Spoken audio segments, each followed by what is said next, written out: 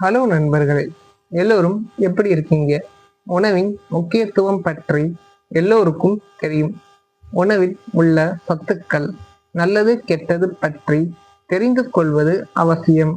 உணவின் சுவைகள் இனிப்பு, புளிப்பு, கசப்பு, துவர்ப்பு, கார்ப்பு, உவர்ப்பு என அறுசுவைகள் உள்ளன. உணவு என்பது வெறும் வயிற்றை நிரப்புவதை தாண்டி நம் உடலையும் மனதையும் தாங்கி நிறுத்தும் அடிப்படை தேவை. இது நம் உயிரோட்டத்திற்கு இன்றியமையாதது.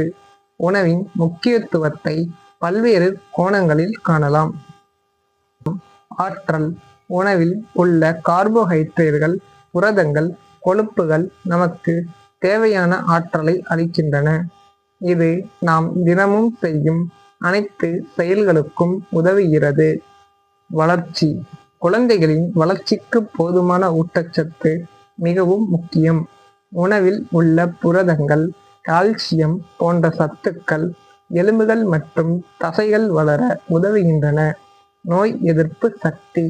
வைட்டமின்கள் மற்றும் தாதுக்கள் நம் நோய் எதிர்ப்பு சக்தியை அதிகரித்து நம்மை நோய்களிலிருந்து பாதுகாக்கின்றன. செரிமானம். நார்ச்சத்து நிறைந்த உணவுகள் செரிமானத்தை சீராக வைக்க உதவுகின்றன. மனநிலை. மூளை செயல்பாடு. உணவில் உள்ள சில சத்துக்கள் மூளை செயல்பாட்டை மேம்படுத்துகின்றன. இது நினைவாற்றல், கவனம் மற்றும் மன அழுத்தத்தை தணிக்க உதவுகிறது. உணவில் பழங்கள், காய்கறிகள், இறைச்சிகள், கீரைகள், தானியங்கள், பருப்பு வகைகள் என பற்பல உணவுகள் உள்ளன. ஒவ்வொரு உணவில் சத்துக்கள் மற்றும் நல்லது கெட்டது, எதை எப்படி உண்பது, எதை எப்படி உண்ணக்கூடாது என்பதை வரும் பதிவுகளில் பார்ப்போம்.